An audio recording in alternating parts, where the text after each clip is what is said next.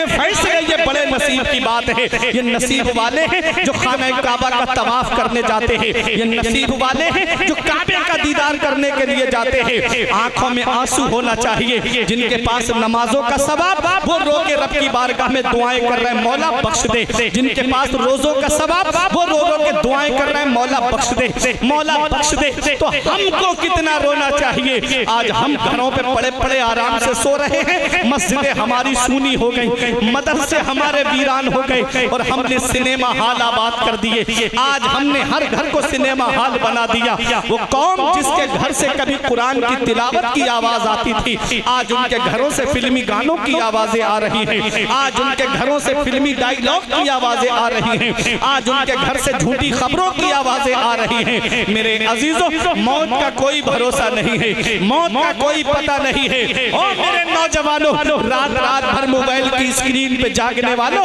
और रात रात भर फिल्में देख करके सोने वालों, दिल पे हाथ रख के बताना, अगर फिल्में देख के सो गए और आंख कब्र में जाकर खुली तो कौन है जो तुम्हारे काम आएगा।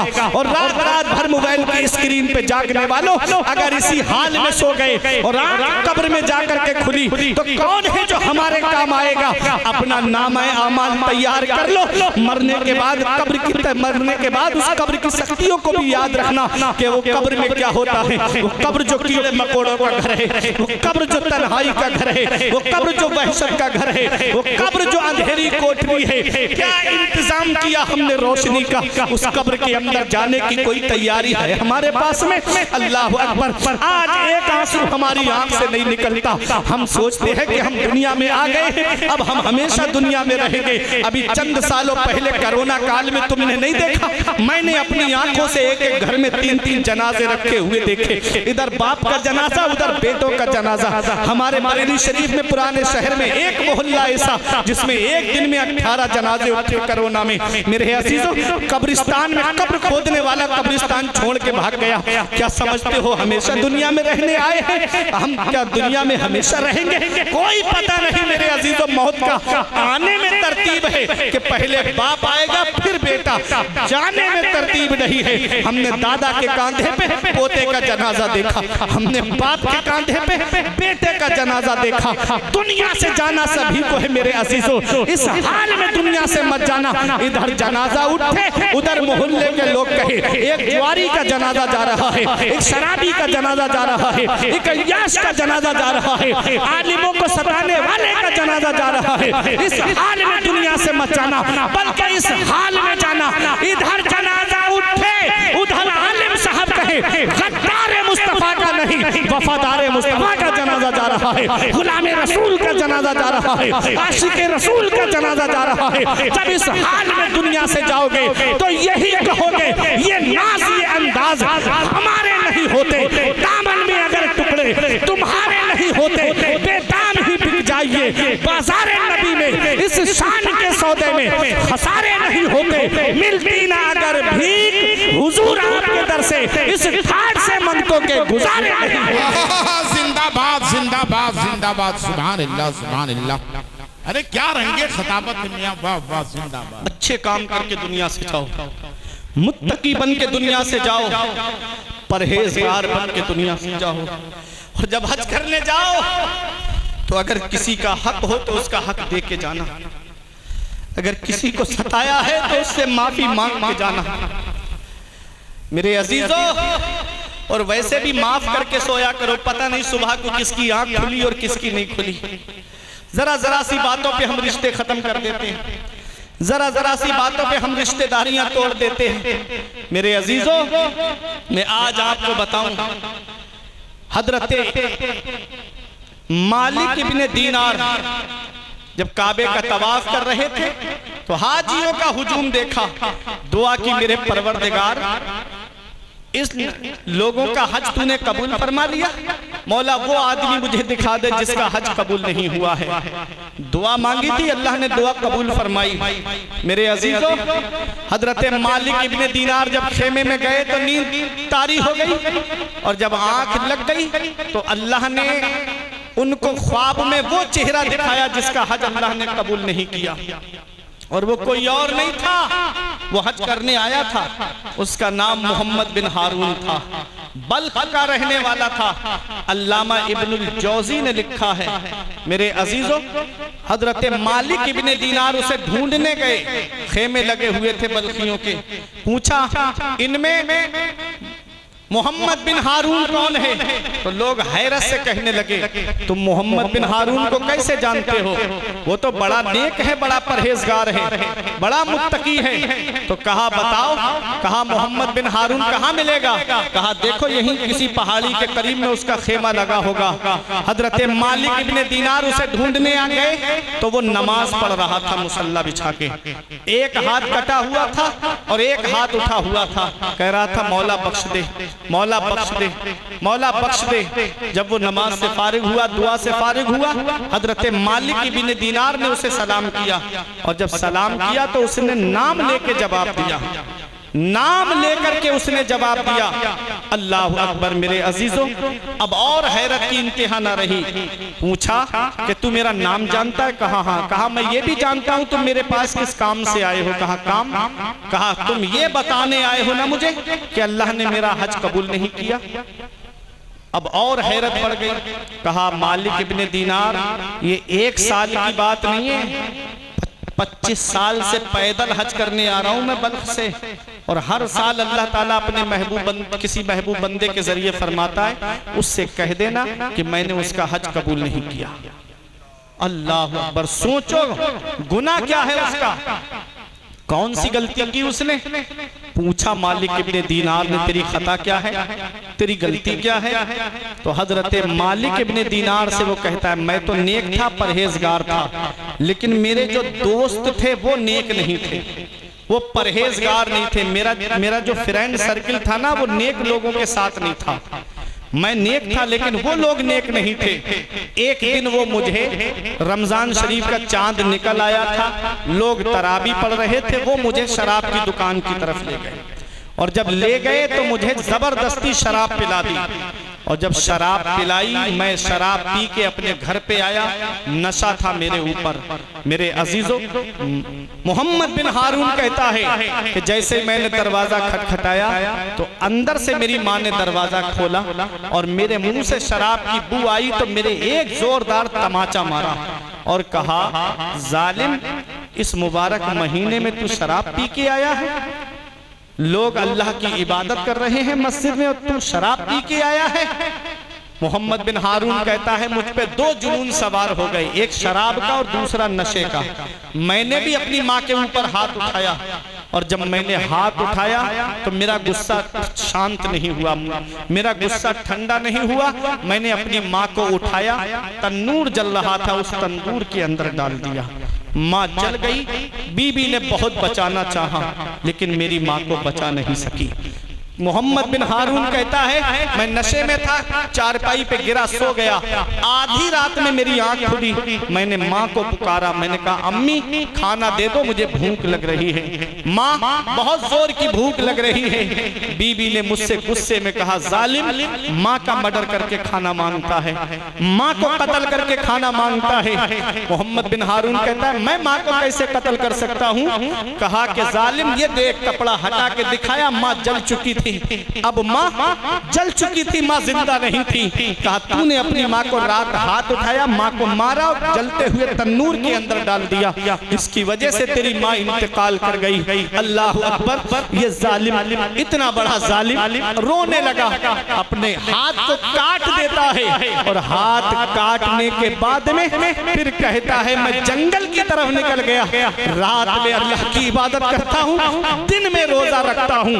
कहता है मालिक इब्ने दीनार मैं 25 साल से पैदल हज करने आ रहा हूँ। अल्लाह हर साल अपने किसी महबूब बंदे से फरमाता है उससे कहना मैंने उसका हज कबूल नहीं किया। पता चला मेरे अजीजों, जो माँ बाप को सताता है अल्लाह उसकी ना नमाजें कबूल करता है, अल्लाह उसके ना रोजे कबूल करता है, अल्लाह उसके ना हज व ज़कात को कबूल फरमाता है। मेरे अजीजों, घर में रूठे हुए माँ बाप को मना लो, माँ बाप राजी हो गए, अल्लाह भी राजी हो जाएगा, उसका रसूल राजी हो जाएगा।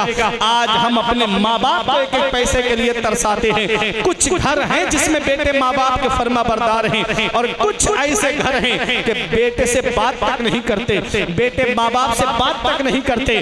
पेड़ गांव में रह गए, फल शहर में पहुंच गए। याद रखना मेरे अजीजों, हर चीज तुम्हें इंटरनेट पे नहीं मिलेगी, हर चीज तुम्हें सोशल मीडिया पे नहीं मिलेगी। कुछ जिंदगी जीने के तरीके माँ बाप के पास बैठने से मिलते हैं, कुछ जिंदगी जीने के तरीके माँ बाप के पास बैठने से आते हैं। मेरे अजीजों, मैं आज उन नौजवानों को पैगाम देना चाहता हूँ जो कहते हैं मेरे बाप ने मेरे लिए क्या किया है, तो मैं उनको पैगाम दूंगा कि जब तुम्हें चलना नहीं आता था तो बाप ने उंगली पकड़ के चलना सिखाया, जब तुझको कुछ खाना नहीं आता था तब माँ ने छोटे छोटे लुक़मे रख के तुझे खाना सिखाया।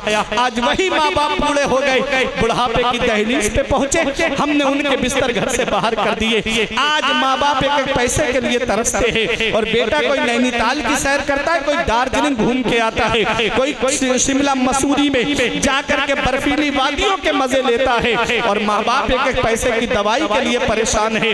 याद रखना, जिससे उसके माँ बाप राजी उससे अल्लाह राजी, उसका रसूल राजी, और जिससे उसके माँ बाप नाराज उससे ना अल्लाह राजी ना उसका रसूल राजी। घर में रूठे हुए माँ बाप को मना लो, वो हाथ उठा के दुआ कर देंगे, अल्लाह तुम्हारे कारोबार में भी बरकत देगा, अल्लाह रोजियों में भी बरकत देगा, अल्लाह तुम्हारी उम्र में भी बरकत देगा। मेरे अजीजों, कभी लगे मेरे बाप ने मेरे लिए क्या किया है, तो कभी ये फलों का ठेला लगाने वालों को देख लिया करो, कभी ऑटो रिक्शा चलाने वालों को देख लिया करो, कभी ये दिल्ली, बंबई, हैदराबाद, बैंगलोर जाने वालों को देख लिया करो। ये 3-3 साल के लिए सऊदी, दुबई कमाने जाने वाला ये एक बाप ही तो है, ये दिल्ली कमाने जाने वाला ये एक बाप ही तो है, ये बैंगलोर कमाने जाने वाला ये एक बाप ही तो है। बाप क्या नहीं करता अपनी औलाद के लिए, बाप कौन सी कुर्बानी नहीं देता अपनी औलाद के लिए। मेरे अजीजों, इस वक्त के बारे में तो सोचा भी न था, बेटे से बुढ़ापे में हुई खत्म रसाई, घर बार तो बांट लिए शौक से फुरकान, हिस्से में किसी के मगर मां नहीं आई, वक्त ठुकरा देगा एक दिन मेरी सारी ये कुर्बानियां, दामने उम्मीद में फकत नाकामियां रह जाएंगी। शादियों के बाद तो बेटे अलग हो जाएंगे, बाप के हाथों में फकत बैसाखियां रह जाएंगी। बुढ़ापा क्या, जवानी क्या, ये बचपन बांट लेते हैं, न होकर दिल में गुंजाइश तो आंगन बांट लेते हैं। नहीं मंजूर हिस्से में किसी बेटे को अपनी माँ, मगर आपस में बूढ़ी माँ के कंगन बांट लेते हैं। दिया था अब्बा ने जो एक झूमर बेच डाला था, खुशी से अपने अरमानों का दफ्तर बेच डाला था, बुलंदी मिल गई तो भूल बैठे हैं वही बेटे कभी जिनके लिए अम्मी ने जेवर बेच डाला था। मेरे अजीजों, माँ बाप क्या नहीं करते अपनी औलाद के लिए, माँ बाप कौन सी कुर्बानी नहीं देते अपनी औलाद के लिए। इसलिए माँ बाप जिंदा है तो उनकी कद्र करो, उनकी खिदमत करो, और अगर उनका इंतकाल हो गया है तो जुमे के दिन जो माँ बाप की कब्र की जियारत कर ले, ऐसा बेटा माँ बाप के साथ हुस्न सलूक करने वालों में लिखा जाता है। मोहम्मद बिन हारून कहता है, मैंने अपनी माँ का कत्ल किया, अल्लाह ने मेरा हज कबूल नहीं किया, 25 साल से पैदल हज करने आ रहा हूँ, मेरा हज कबूल नहीं हुआ। मेरे अजीजों, तवज्जो के साथ सुनिएगा, अगर किसी का हक आ रहा है तो उसका हक दे करके जाओ, अगर किसी को सताया है तो उससे माफी मांग करके जाओ, अगर किसी का हक मार लिया है तो उसका हक दे करके जाओ। अल्लाह हज कबूल फरमाएगा, अल्लाह नेकियां कबूल फरमाएगा, परवरदिगार आलम हर कदम पे नेकियां अता फरमाएगा। हज मक्के में होता है, काबे का तवाफ करो। अब आला हजरत हमको याद आते हैं, काबे का तवाफ करोगे आला हजरत याद आएंगे, मिजाबे रहमत के करीब जाओगे आला हजरत याद आएंगे, हर मोड़ पे हमको आला हजरत याद आते हैं। आला हजरत पुकार के कहते हैं, हाजियो आओ शहंशाह का रोजा देखो, काबा तो देख चुके, अब काबे का काबा देखो, गौर से सुन तो रजा, काबे से आती है सदा, मेरी आंखों से मेरे प्यारे का रोजा देखो। आला हजरत कहते हैं, ज़ेरे मीज़ाब मिले खूब करम के छींटे, अब्रे रहमत का यहाँ रोज बरसना देखो, खूब आंखों से लगाया है गिलाफे काबा, कसरे महबूब के पर्दे का भी जलवा देखो। आबे ज़मज़म तो पिया खूब बुझाई प्यासे, आबे ज़मज़म तो पिया खूब बुझाई प्यासे। मेरे अजीजों, आला हजरत पैगाम दे रहे हैं और काबा पैगाम दे रहा है कि तुम तुमने मक्के में आके हज कर लिया है, काबे का तवाफ करके हज कर लिया, मिना में कुर्बानी करके हज कर लिया, मैदान अराफात में ठहर के तुमने हज कर लिया, अब इसे कबूल कराना चाहते हो तो मदीना चले जाओ, नबी के रोजे पे चले जाओ, नबी की बारगाह में चले जाओ, नबी की बारगाह में जाओगे, मन ज़ारा कब्री वजबत लहू शफाअती, जिसने नबी के रोजे की जियारत कर ली, आका फरमाते हैं उसके लिए मेरी शफाअत वाजिब हो गई। आला हजरत पुकार उठे, मुजरिम बुलाए आए हैं, जाऊ का है गवाह, फिर रद हो कभी ये शान, करीमों के दर की है, शुक्र खुदा के आज घड़ी उस सफर की है जिस पर निसार जान फला हो जफर की है। जिंदाबाद। आज वहाँ जो जालिम खड़े हुए हैं वो नबी की बारगाह में बाअदब हाजिरी देने नहीं देते। अगर कोई पीठ दूसरी तरफ करके जाए तो उसको कहते हैं कि इस तरह से मत जाओ, सीधे जाओ, पीठ रोजे की तरफ आका के करके जाओ। माज़अल्लाह मैंने भी देखा, मैं भी गया। मेरे अजीज़ो तवज्जो के साथ सुनिएगा, वो मदीना शरीफ है, बायजीद बुस्तामी जैसी शख्सियत आए तो सांसें रोक के आए, कहीं सांसों से बेअदबी ना हो जाए। जुनैद बगदादी जैसी शख्सियत आए तो सांसें रोक के आए कि कहीं बेअदबी ना हो जाए। इमाम आजम अबू हनीफा जैसी शख्सियत आए, 3 दिन के बाद मदीने से जाने लगे। लोगों ने कहा हजरत और रुक जाओ थोड़े दिन, 1 हफ्ता रुके, उसके बाद कहते अब रहा नहीं जाता, अब यहाँ रुका नहीं जाता। लोगों ने कहा ये मदीना शरीफ है, आदमी मरने की दुआ यहाँ पर मांगता है। इमाम आजम अबू हनीफा ने कहा अब रहा नहीं जाता। पता चला जब से इमाम आजम मदीना शरीफ में आए, पेशाब पाखाना नहीं किया इमाम आजम अबू हनीफा ने कि ये नबी का मुकद्दस शहर है। इमाम मालिक का अदब देखो मदीना शरीफ में कि दीवारों से लग के चलते, नए कपड़े पहनते वो भी गंदे हो जाते, उन कपड़ों पर भी गंदगी लग जाती, अल्लाह अकबर, धूल मिट्टी लग जाती, दीवारों से लग के चलते। किसी ने कहा मदीने की गलियां इतनी तंग नहीं कि तुम दीवारों से लग के चलते हो। कहते हैं मुझे डर लगता है कहीं ऐसा ना हो कि मेरा कदम वहां पड़ जाए जहां मेरे नबी का कदम पड़ा है। ये अदब है इमाम मालिक का। 40 साल मस्जिद नबवी में हदीस पाक का दर्स दिया इमाम मालिक ने, और एक दिन भी ऐसा नहीं कि किसी दिन बरक पलटने की भी आवाज सुनाई दी हो। कितना अदब है इमाम मालिक का। हमने क्या किया, वहां जाके जूती अपनी बगल में दबाई और फिर आका की बारगाह में हाजिरी देने जा रहे हैं। माज़अल्लाह, इन जूतों की क्या औकात है मेरे अजीजों, ये मोबाइल की क्या औकात है। वहां जाकर के हम सेल्फियां ले रहे हैं गुंबद खदरा पीठ के पीछे, और हम फोटो डाल रहे हैं फेसबुक के अंदर। ऊपर मेरे अजीजों मसनूई हाथ खड़े कर लिए और गुंबद खदरा पीठ के पीछे हमारी, अल्लाह पर वो मदीने की सरजमीन है जहां 70,000 फरिश्ते सुबह को आते हैं, 70,000 फरिश्ते शाम को आते हैं, और जो एक बार आ गया अल्लाह अकबर उसका नंबर कयामत तक नहीं आएगा। ये तो हम गुनाहगारों को अल्लाह ने ये शरफ अता फरमाया है कि हम हर साल भी जाएं तो हमें कोई रोकने वाला नहीं। हम 2-3 महीने के बाद जाएं तब भी हम जा सकते हैं। आला हजरत फरमाते हैं, मेरा इमाम कहता है कि मासूमों को है उम्र में बस एक बार आसी पड़े रहे तो सिला उम्र भर की है। मेरे अजीजों, ये मदीने शरीफ की सरजमीन है।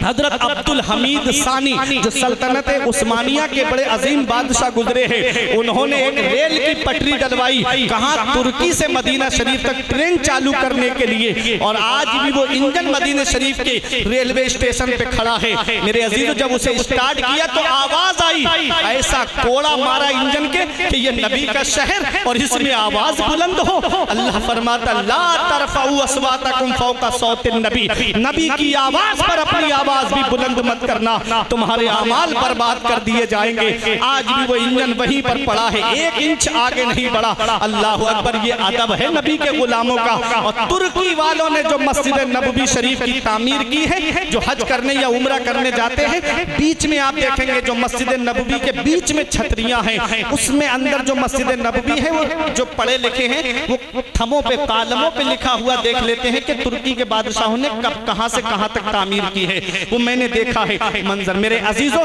तो वो जो उसकी नक्काशी है ना, ऐसी नक्काशी आपको पूरी दुनिया में कहीं देखने को नहीं मिलेगी। उस मस्जिद नबवी को जिन्होंने तामीर किया था, अल्लाह अकबर, जितने मेमार लगाए गए, कारीगर लगाए गए, मिस्त्री लगाए गए, मजदूर लगाए गए, सबके सब हाफिज कुरान थे, सबके सब हाफिज कुरान। और आज हम घर में काम कराते हैं, टाइल काटने के लिए जो मशीन चलाते हैं उसमें कितनी आवाज होती है। मेरे अजीजों, उस वक्त जो भी सामान रहा हो, मस्जिद नबवी में काम नहीं करते थे, वो उसको लेके मदीने शरीफ के बाहर जाते और बाहर से काट के लाते और बड़ी खामोशी के साथ वहां पर लगा देते। क्या अदब था, क्या अदब था। क्या ये अदब है हमारे पास? क्या आज हम अदब के साथ जाते हैं आका की बारगाह में? हमने चिप्स खाया, वहीं पर फेंक दिया। अल्लाह ऊपर, टॉफी चॉकलेट खाई, वहीं डाल दी। खजूर किसी ने दे दी, पॉलीथीन वहीं पर फेंक दी हमने। इन जालिमों ने तो वहां पर अब हम्माम खाने खोल दिए। अफसोस होता है, खून के आंसू रोने का मन करता है। नबी के रोज़ा मुबारक के ठीक सामने आप देखोगे तो वहां पर बाथरूम बने हुए हैं। अल्लाह, बाथरूम। वो मस्जिद नबवी शरीफ जहां एक रकत नमाज पढ़ने पे अल्लाह 50,000 रकत का सवाब अता फरमाता है। कितना सवाब है। बड़ी जालिम हुकूमत है वो, बड़ी जालिम। जन्नतुल बकी में सैयदा पाक के हजरत उस्मान गनी के जो अजिल्ला सहाबा किराम उनके मज़ारों पे गुंबद बने हुए थे। जब सल्तनत उस्मानिया को इन जालिमों ने ख़त्म किया तो उस वक्त जो मोहम्मद इब्न अब्दुल वहाब नजदी था वो, और आले सऊद इब्ने सऊद जो है, जिसने हिजाज का नाम बदल के अपने नाम पे सऊदिया रखवाया। पहले क्या नाम था? हिजाज मुकद्दस। उसने अपने नाम पे सऊदिया रखवाया, सऊदिया अरबिया। तो मेरे अजीजों, आज भी वो नस्ल चली आ रही है दोनों। इन्होंने जन्नतुल बकी कब्रिस्तान में बिल्डोजर चलवा करके, मैं बिल्डोजर अपने लफ्ज में बोल रहा हूँ, उस वक्त जो भी मशीन रही हो, सारे गुंबद जमीन से नष्ट करा दिए। आज एक भी कब्र का नामो निशान आपको नहीं मिलेगा। ये नहीं बता सकते कि ये कब्र किसकी है। और अब जो नया रास्ता बनाया, मैं गया लेकिन मैं जन्नतुल बकी कब्रिस्तान के अंदर नहीं गया, क्योंकि मुझे बहुत एक जिम्मेदार आलिम ने बताया कि इस वक्त जो रास्ता बनाया है ये सहाबाए किराम की कब्रों के ऊपर से बनाया है नया रास्ता। लोग चप्पलें पहन के चल रहे थे, चप्पलें पहन के, माज़अल्लाह। ये हमारा अदब है, ये हमारा अदब है।